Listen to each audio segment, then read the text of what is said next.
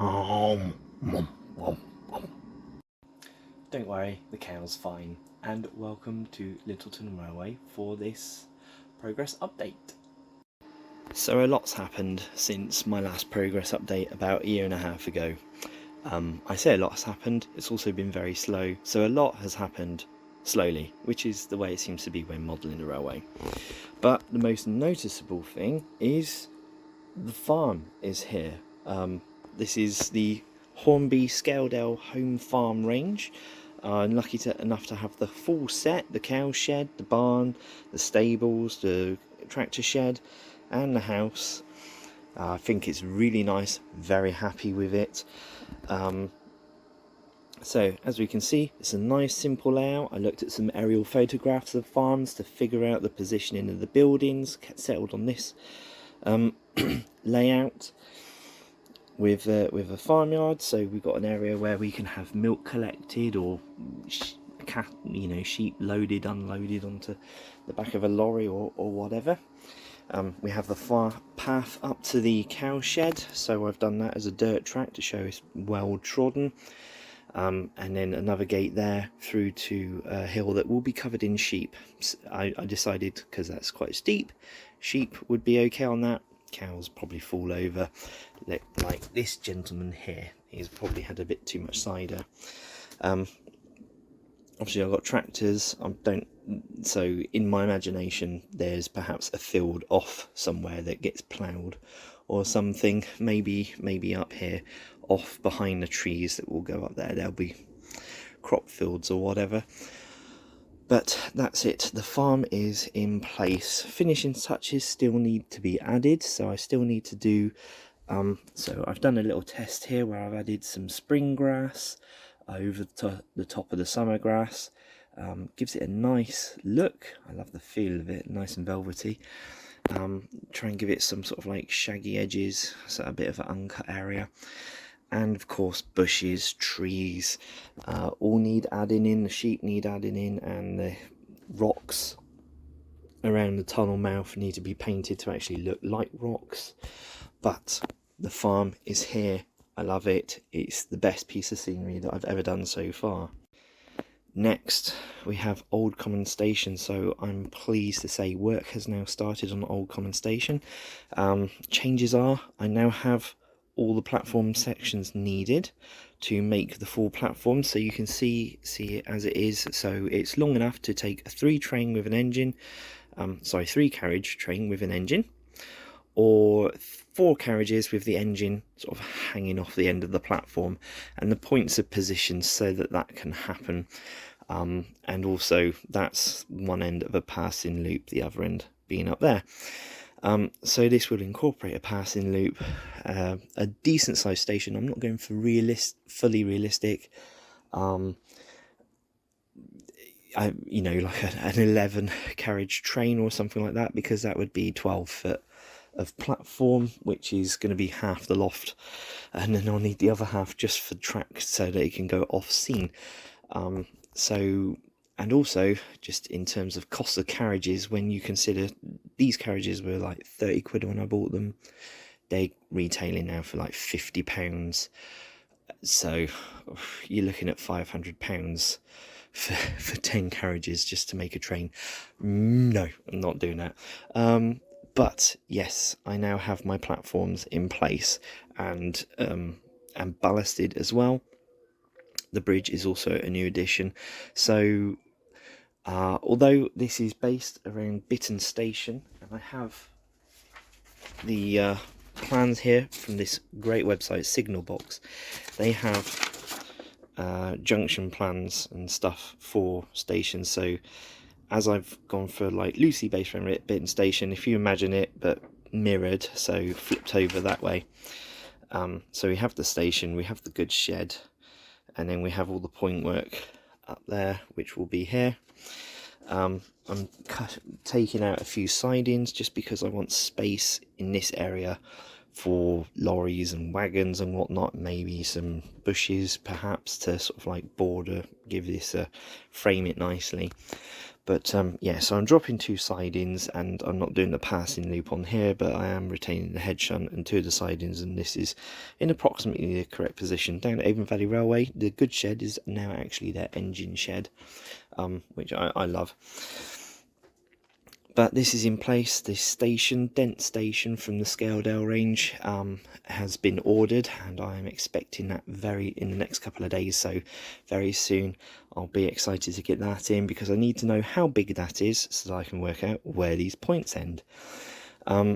Speaking of about where the track goes, going up, work has now started on the 3rd board as well, so done the 1st board for the most part.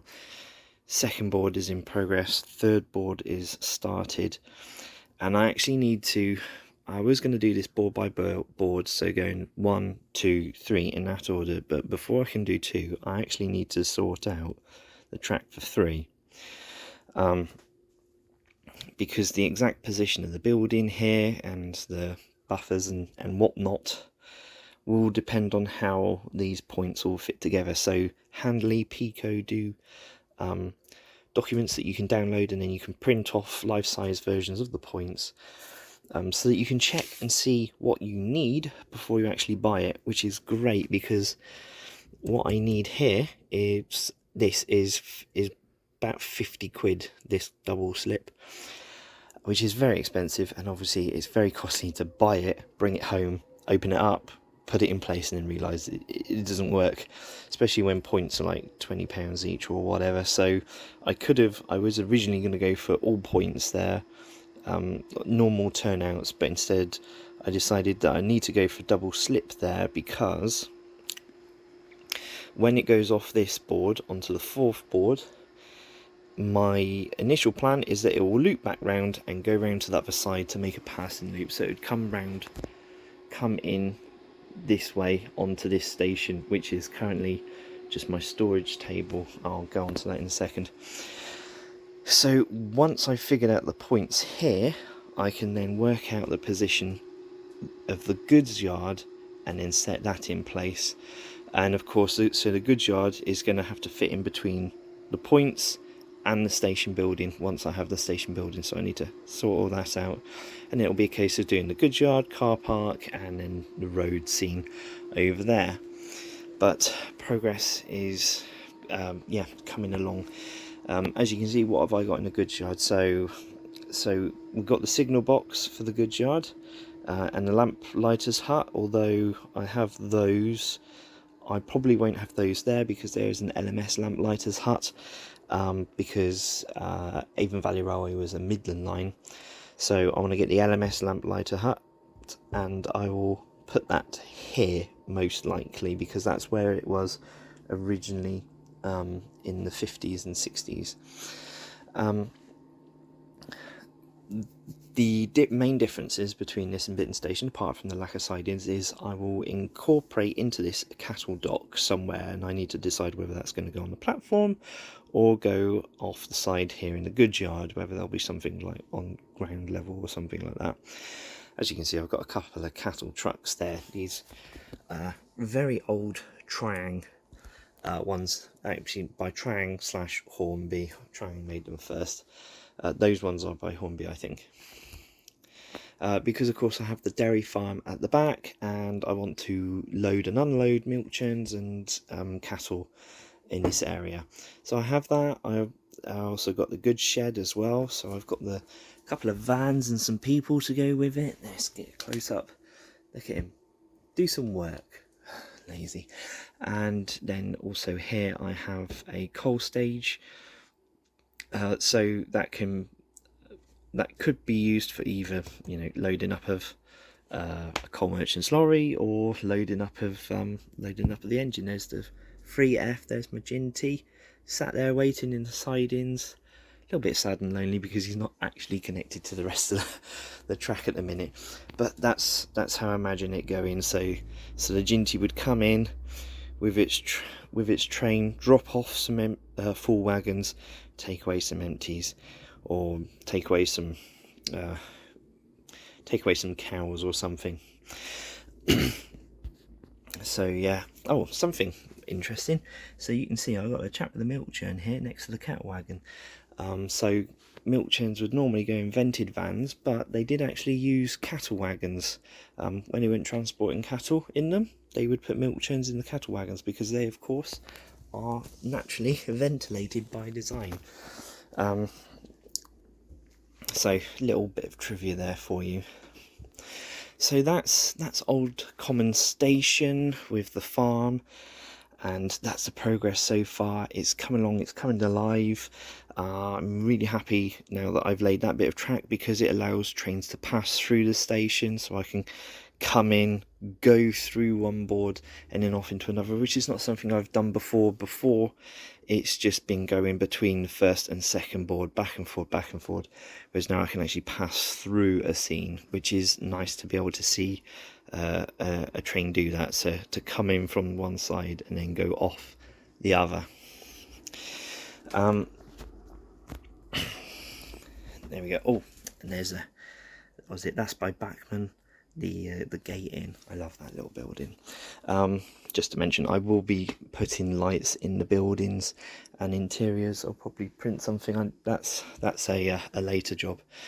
Here's Littleton Station. So I did a video recently saying that I am going to scrap this, but I will rebuild it. I'm very happy with it, how it's laid out basically, but there's a few bits that I want to change. And there are things that are not easy to change. So like the baseboard is warped. That's the biggest problem. It also doesn't have the holes in the correct positions for the point motors.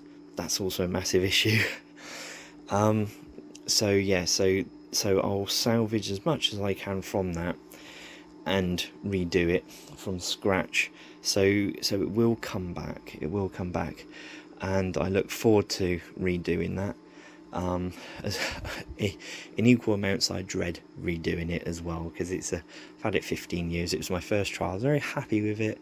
It was good. It was a good first attempt, I think. Although I look at it, it's not very tidy. Considering it was the first attempt and I didn't even know what I was doing very well. It looks okay. It looks okay at best. But yeah, so Littleton Station will be redone. And then this is where Monsell Station's going to go. As you can see, no work has started on it.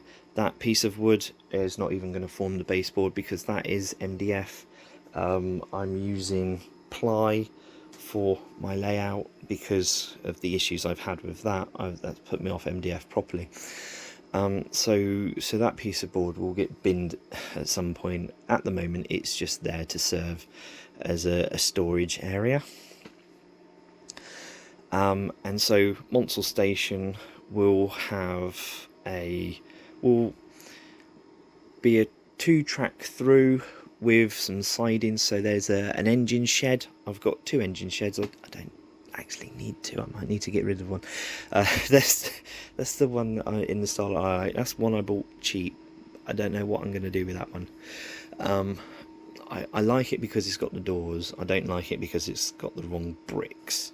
Because I'm going for this Midlands theme. I'm going for this sort of like Cotswold type bath type stone. And this of course is red brick, and it's a bit more synonymous with GWR or LNER. So yeah, so I don't know what I'm going to do with that engine shed. I may keep it because brick buildings did pop up elsewhere. But apart from that, yeah, I don't know. There's a lot that I want to cram into this. Now this section is going to be a whole section shorter. So this one is 1, 2, 3, and then will be a 4th section there. This side is going to be 1, 2 and a half. And on this, I'd originally planned to fit a station, engine shed, goods yard, second branch line, a third line, which would be the branch line, which goes off to Littleton station. So that's just a back and forth branch line that connects up to the main line. And then of course houses. So I've got a house back there. I want to fit a church on the hill. I've got a little house there. I've got tea rooms. I've got a pub. And yeah. So given how much space this is taking up, and this is quite a simple, spaced out layout, I might need to rethink what's going on here. I don't know. It may be that I do sort of like a kind of urban area at one end, rather than, of course, one thing I won't have is a farm. The farm takes up loads of space. I mean, in the space of that farm can probably fit quite a few buildings in that area, although bear in mind on this side it's going to have the branch line going off. I've picked up, this is worth talking about, so I have picked up the goods shed to go with it. I love this. It's got sliding doors. Now when this arrived, it only had one door. I contacted Bunter's Yard, and he very kindly made me a set of replacement doors for £8. So it now has 2 doors, which is great. I sent him photos, measurements of the door that I did have, and he laser cut a new one, painted it up, sent it over. I'm very happy with that, because now it looks as it's supposed to. Let's see, and side projects. Okay, so some very important side projects here that have been of tremendous use. The first one, and perhaps most important, is Procrastination Station. If you've not seen this, I did a video about how I made this. This is I saw some videos about box file layouts. I liked the idea. I didn't think that the ones I saw were very good, but they still inspired me. Whether or not I thought that they were good, the idea in principle was good, and so I appreciate that those people put videos on YouTube in the first place. So the idea of box file layout inspired me. In the other videos, people were taking box files and then ripped them apart, which I thought completely undermined the point of buying a box file. I wanted something that actually does close away and is a box file, and you would not be able to tell from looking at the outside of it what it is. But then of course you open it up, and then you've got this beautiful scene that is made out of a kit that cost me £1. And then of course, from Hatton's, the little screwdriver set and whatnot. But in here's everything you need to service that lives in there. Duck doesn't live in here. Duck's just demonstrating the track. Thank you, Duck. But in here is everything you need to take apart and service a loco and test it. Well, except the controller. The track is wired up. These wires tuck away there, so you can actually test it on that track. Or if you like, you can just have it open and just admire your loco in a lovely little sort of industrial scene, yard type scene there, having a rest.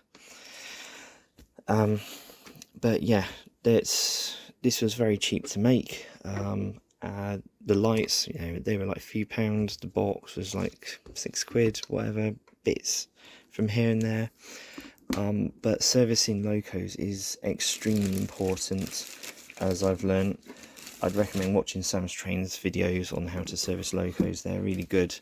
He hasn't made any for a while, but he used to do live servicing videos, and I would recommend watching those because it makes such a huge difference to the quality of running of my locos, and also the ability to find and fix issues.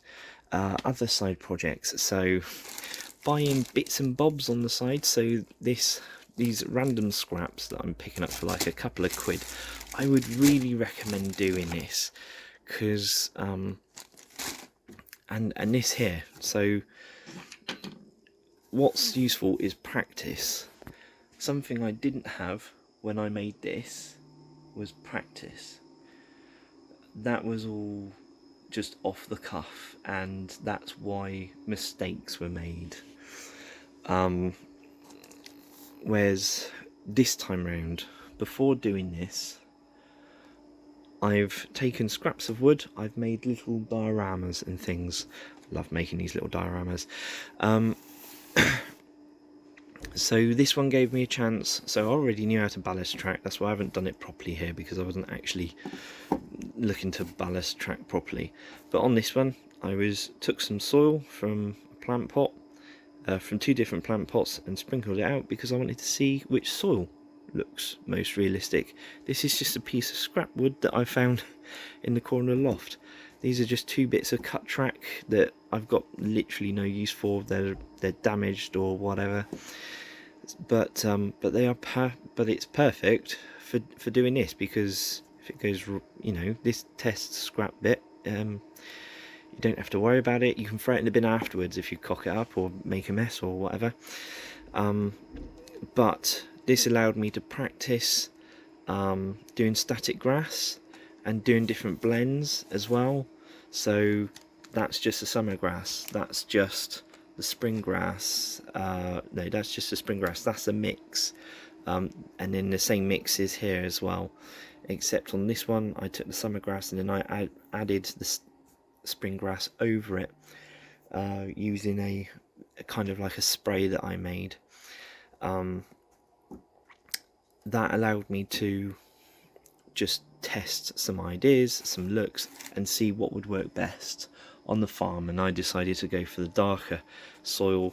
The lighter soil had too many hairy bits in it which I couldn't sieve out, so at least it gave me that opportunity to make that mistake on something that will get thrown away. This was £1.50 or whatever for a tender from an old Triang Princess, but it gave me a chance to practice rusting. I don't think it worked terribly good on the outside of the tender, but bits that it did allow me to practice on were getting the corners, because rust sort of like accumulates around corners and edges and bolts, so it gave me a chance to sort of prat around with that and make a real mess of this tender and see what worked and what didn't. So the sides of the tender, my paint brush strokes, that doesn't look terribly realistic, but the corners, adding the rust into the corner, I think that looked really well. And the inside, yeah, I've been down heritage lines where you look inside a tender and it's really kind of bright orange like that with rust. So I think like inside the tender was quite effective, and the edges, corners worked quite well as well. So I have that practice now, and of course one good thing is, because it's acrylic, I can actually clean that up and try again to start again. That'll be fine. Yeah, and then buying something else I'm going to try. I've bought some lichen, I've bought some rubberized horsehair. They're in different colours, they're just scraps off somebody else's old train set that they sold. Now, if for my actual layout, no, I'm not going to buy that stuff, but for practice, to paint, because I can paint this, I can add scatter to it and whatnot, and then I can stick it on here. It's perfect for those practices, because then I can see what colours work, which materials work, what looks most realistic or best, or do I prefer the look of. Because sometimes it's not about realism, sometimes something slightly unrealistic actually works better and looks more real. It's a bit bizarre that happens. But yes, this is the current status of my layout. Progress being made, able to run trains on it. Hard decisions made, lots to do for the future. And one thing I haven't mentioned is the fiddle yard, which is going to be more boards up there, which is just going to be wood with track on it, nothing exciting. Yeah, okay, I hope you enjoyed the tour. I hope you're excited for what's going to come next, and looking forward to it. And probably not as much as me, because it's my railway. So obviously I'm the most excited about what I'm going to get to play with, but I enjoy sharing it with you, and I hope you like it. And any suggestions, I'm always open to suggestions. So any suggestions or ideas, I'd love to hear them in the comments. And of course, the only suggestion I'm not going to take is do LNER. No way, no. No, I'm kidding. Oh yeah, and one last thing. The test layout is complete. I managed to get all the second-hand track needed to make the full thing. And there's Percy, currently having a little accident. My son's going to come up here later and get Thomas with the breakdown crane to come and rescue Percy. So, yeah, that was on purpose. Alright, thanks for watching. Bye.